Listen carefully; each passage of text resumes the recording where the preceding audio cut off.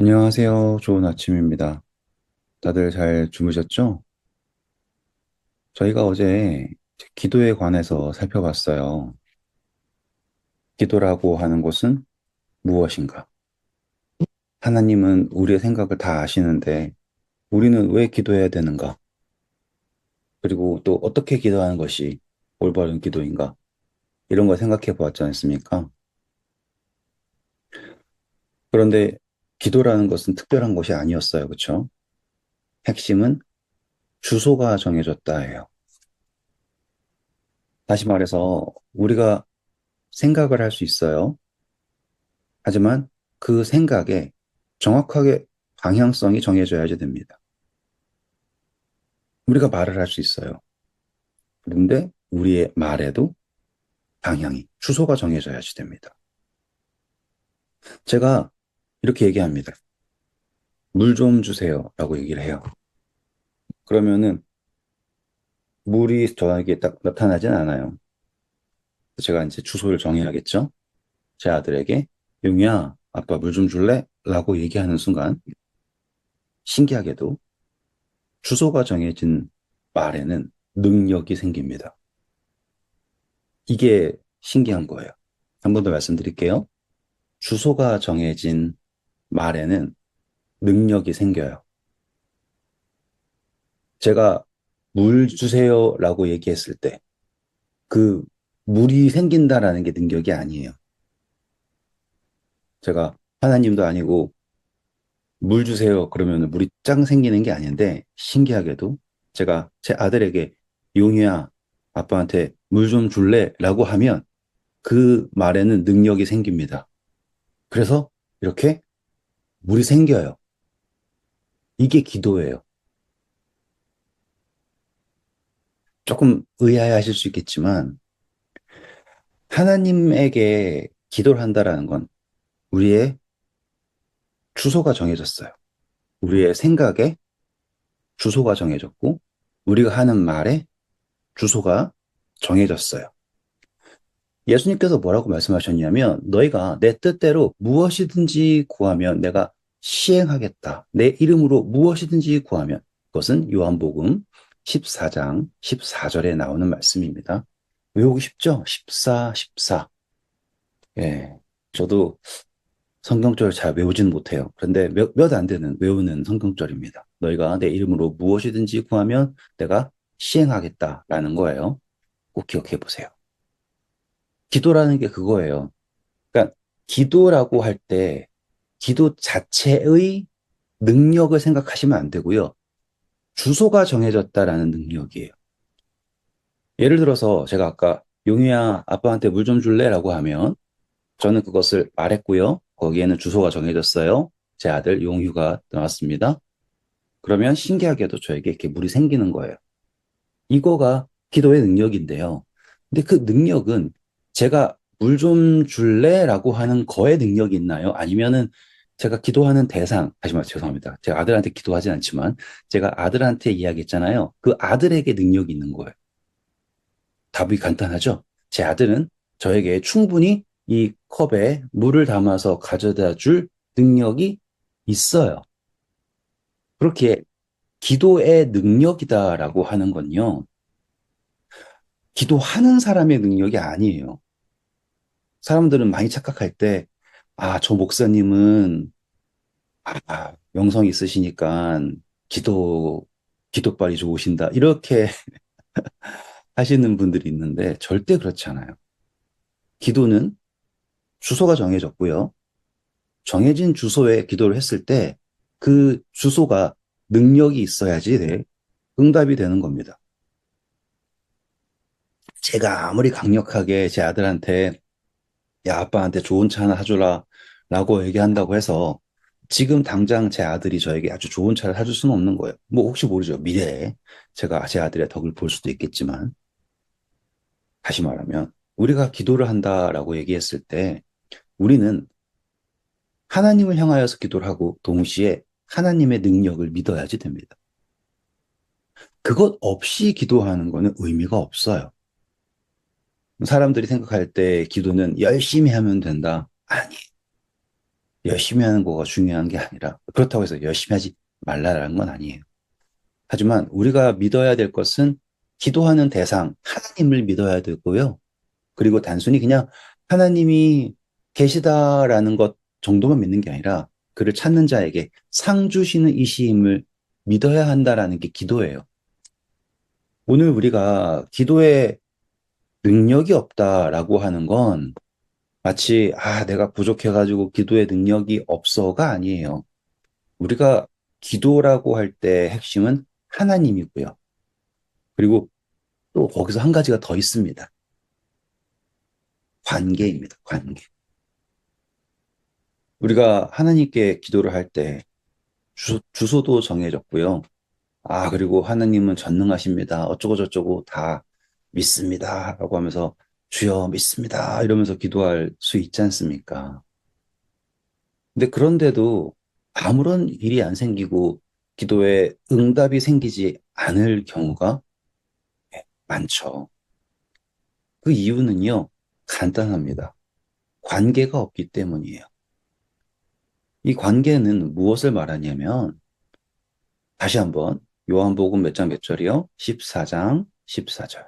너희가 무엇이든지 내 이름으로 구하면 내가 시행하리라. 라고 하시는 그 말씀에 핵심이 있다면 뭐냐면, 자, 하나님, 제가 예수님의 이름을 빌려서 기도합니다. 들어주세요. 그러니까 안 들어주시면 안 되고요. 하나님이 제가 기도하는 것 뭐 다 아시지 않습니까, 하나님? 이러면서 그런 기도가 아니에요. 우리 요한복음 14장에서 여러분들이 제일 좋아하실 만한 성경적이 뭐냐? 바로 너희는 마음에 근심하지 말라. 하나님을 믿으니 또 나를 믿으라. 내 아버지 집에 거할 것이 많도다. 그렇지 않으면 너희에게 일렀으리라. 그쵸? 내가 너희를 위하여 채소를 예비하러 가느니 이 아름다운 말씀 내가 다시 와서 너희를 내게를 영접하여 나 있는 곳에 너희도 있게 하리라 라고 하는 게 이 예수님께서 우리에게 하신 약속이에요. 그쵸? 이게 하나님의 뜻입니다. 예수님의 뜻이에요. 그런데 우리는 어떻게 기도하냐면 요것을 그대로 반대로 기도합니다. 엄청나게 근심을 하면서 그쵸? 하나님을 믿는데 정말 믿는지도 모르겠고요. 그리고 예수님이 계신 곳에 우리가 있으려고 하지 않고 우리가 있는 곳에 예수님을 오게 하려고 합니다. 여기에서 우리의 그 기도의 능력이, 기도의 응답이 사라져버리는 순간이 되는 거죠. 우리가 기도를 한다라는 건 제가 계속 반복을 할 거예요. 여러분들이 이 기도에 대해서 정확하게 인지하셔야 되기 때문에 계속 반복을 할 거예요. 기도는 주소가 정해진 거예요. 주소는 하나님이에요. 그렇죠? 그리고 기도에는 능력이 있습니다. 그 능력은 기도하는 사람의 능력이 아니라 그 주소 하나님의 능력을 믿는 거예요. 그런데 거기에서 우리는 관계가 있어야지 됩니다. 이 이야기는 예수님이 계신 곳에 내가 있어야지 되는 거예요. 내가 있는 곳에 하나님을 끌고 오는 것이 기도가 아니에요. 이제 재밌는 이야기예요. 제가 어제 이야기를 시작하려다가 못한 부분인데, 커다란 그 소를 끌기 위해서 한국에서는 이제 코에다가 이렇게 하죠. 그래서 그 얼마나 아프겠습니까? 아무리 큰 소라도 해도 코에 그걸 탁 꿰가지고는 고삐를 땡기면 얼마나 아프겠어요. 그러면은 이제 말을 듣겠죠. 이제 그렇게 해서 이제 끌고 다니는 거 아니에요? 그런데 이제 인도에서는 이제 좀 이해가 안 가지만 소가 신성합니다. 거기서 소가 신이에요. 아시죠? 그래가지고 길을 갈 때도 소들이 이제 길을 막고 있잖아요. 그러면은 차들이 소가 비켜줄 때까지 기다려요. 저는 이제 속이 타죠. 빨리 갔으면 좋겠는데 왜 안 가냐라고 하면은 저기에 소가 길에 누워 있는데 저 소는 소에도 등급이 있는 거 아세요? 예. 이게 저는 참 신기한 사람들 같아요. 이게 소 중에서 이제 흰색 소가 있어요. 이렇게 나중에 혹시 기회 되시면 인터넷 찾아보세요. 이게 혹이 이렇게 두 개가 이렇게 있어요. 그 낙타는 아닌데 거기는 이렇게 혹이 이렇게 있고 하얀색 소가 있어요. 그건 뿔도 멋있고 그래요. 이제 그 소는 이제 신 같은 소입니다. 이제 그런 소가 있고요. 또 버팔로라고 해가지고 물소가 있습니다. 물소는 이제 검고 그리고 뭐 그 뿔도 길고 근데 이제 물소는 사람들이 이제 농사일에 쓰기보다는 이제 젖하는 용도로 써요. 근데 사람들은 이제 물소는 신 쪽으로는 안 가요. 검은색이라 그런지. 그래가지고 이제 물소 같은 놈들이 길을 막고 있으면은 그냥 쫓아낼 수 있는데 그 신 쪽에 가까운 그 하얗고 또 혹 살짝 있고 그런 소는 사람들이 건들지를 않아요. 그래가지고는 그 소는 그냥 완전히 안하무인이죠. 그냥 8차선 도로에서도 그냥 누워 자고 있고요. 그리고 그 사람들이 그거를 막 쫓아내지도 못하고 막 그래요. 근데 이제 그거보다 살짝 아래에 있는 소가 있습니다. 정확하게 그게 무슨 차이인지는 모르는데 살짝 아래에 있는 소가 있어요. 근데 그거는 이제 농사일에 씁니다. 농사일에 쓰는 그 소인데요. 그렇다고 해서 그 소를 함부로 할 수는 없는 거예요. 그런데 이제 농사를 하려면 소가 말을 들어야 되잖아요. 근데 숫소가 말을 들을까요? 안 들어요. 그리고 이제 숫소는 이제 종자소 아니면은 그냥 계속 두면은 발정 나지 않습니까? 그러면 감당이 안 되는 거예요. 거기에서는 또 우리처럼 이렇게 심각한 어떤 방식으로 소를 제압할 방법이 없으니까. 그래서 이제 어떻게 하냐면 수소를 거세를 시킵니다. 야, 참, 제가 그 장면을 적나라하게 묘사는 못해요. 제가 영상을 찍어 놓긴 했지만, 그냥 말로만 드리면, 남자 한 10명 정도가 와요. 그리고서는 이제 그 사람들은 힌두교니까 힌두교 의식을 막 합니다. 그리고서는 그 수소한테 우유를 막 먹여요. 그러면은 그 수소는 갑자기 웬 횡재야 그러면서 우유를 막 벌컥 마셔요. 그리고서는 장정 10명들이 그 숫소에다가 다리에다가 끈을 묶어가지고는 잡아뜨립니다. 그러면 숫소가 막 발악을 하죠. 그러면 사람들이 밧줄로 잡고서는 막 그렇게 해요. 그리고서는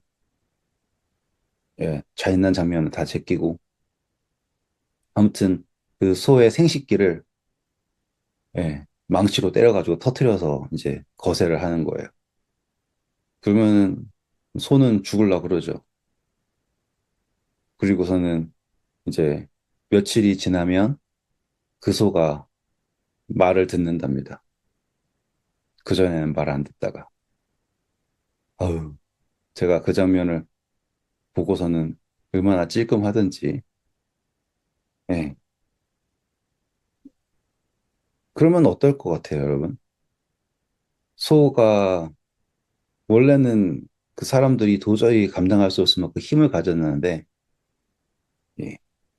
딱 그 생식기가 터지는 순간부터는 말을 고분고분 잘 듣는다. 어쩌면요, 여러분, 우리의 신앙에서도 같은 모습이 있지 않을까 생각해 볼 수도 있지 않겠어요? 세상이 우리를 어떻게 다룰진 모르지만 뭐, 여러 가지로 해석할 수 있을 거예요. 우리에게 생명이 없다면 우리는 어쩌면 세상한테 고분고분 말들어야 될 수도 있다. 뭐, 이렇게도 생각할 수 있겠지만, 우리가 하나님을 내가 있는 곳에 어떻게든 끌어내리려고 한다라고 하면, 우리의 기도에는 모르겠습니다. 제가 정확하게 무엇을 말하고 싶은가라고 했을 때, 우리의 기도에 능력이 없는 것, 우리의 기도에 응답이 없는 것, 거기에선 뭐가 문제인가라고 하면 생명이 없습니다라는 거를 제가 말하고 싶은 거예요.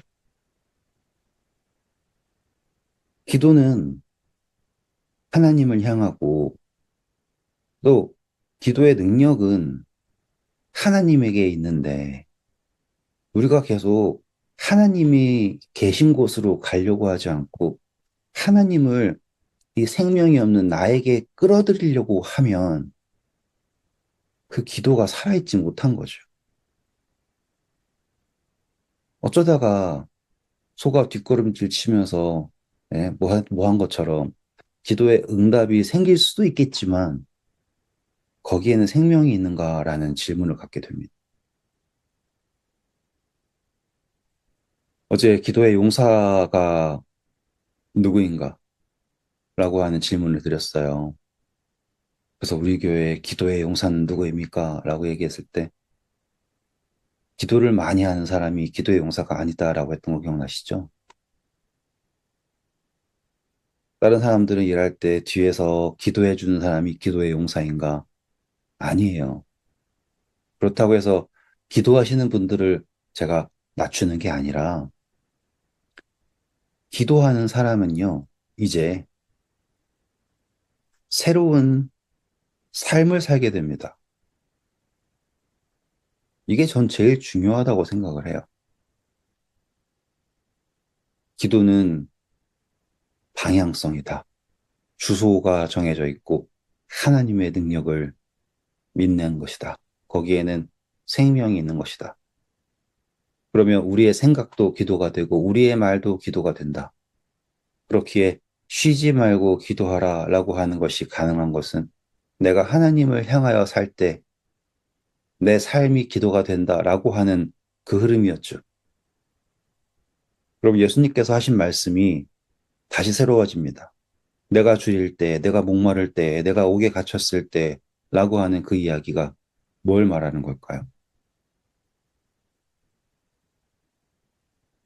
기도라는 게 단순히 내가 중언 부언 말하고 있는 것이 기도인가? 내가 생각하고 있는, 내가 손 모아서 손 들고 무릎 꿇고 눈 감고 이런 것이 기도인가가 아니라 방향이 정해져 있고 능력을 의지하고 생명을 바라고 그렇다면 오늘 내가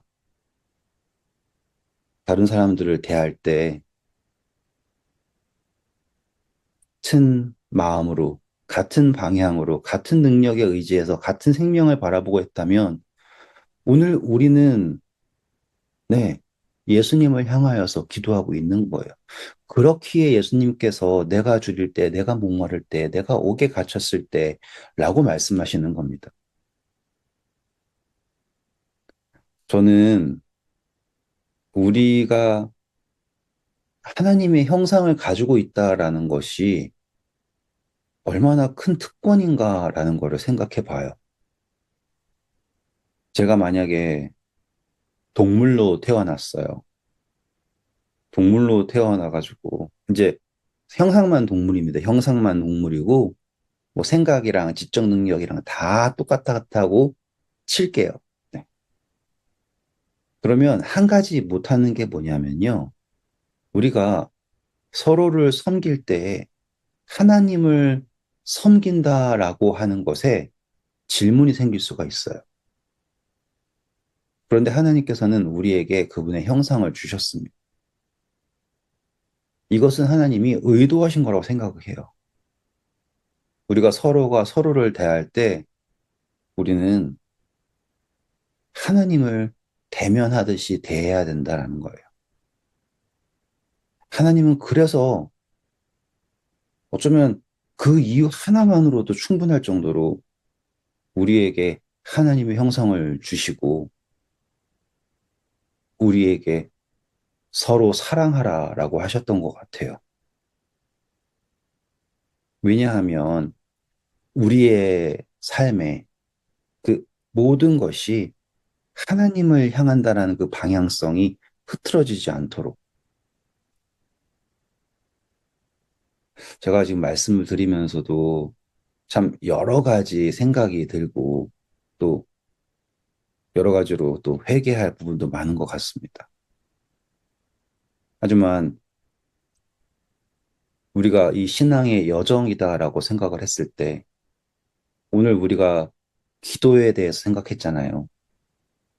그 기도가 우리의 삶에서 어떤 한 형식에 국한되는 것이 아니라 우리의 삶 자체가 기도가 될 수 있다라는 것을 오늘 꼭 기억하시고 우리의 삶 자체에서 그저 기도가 내 안에서 내가 더 잘하고 내가 더 열심히 하고 내가 좀 더 거룩해지고라고 하는 그 나라고 하는 그 틀 안에 갇혀버린 기도가 아니라 내가 바라고 내가 관계하고 내가 섬기고 나와 함께 있는 이 하나님의 형상들에게 직접적으로 향하는 그 모든 것이 기도가 된다라는 걸 저부터 다시 생각하고 또 회개하는 예, 그러한 시간이 되었길 바랍니다. 다시 한번 예수님께서 하신 말씀, 내 이름으로 무엇이든지 내게 구하면 내가 행하리라. 이 말이 그저 예수님의 이름으로 했습니다. 이걸 끝나는 게 아니라 우리가 바라보는 모든 사람이 다 예수 그리스도의 형상을 가진 사람이다. 그래서 너희 중 지극히 작은 자에게 한 것이 곧 내게 한 것이다. 라고 하는 그 말씀을 기도다라고 생각을 하시고 우리의 모든 삶의 순간이 기도가 되는 그리고 우리의 삶이 그분께 연락되는 기도가 되길 바랍니다. 기도할게요.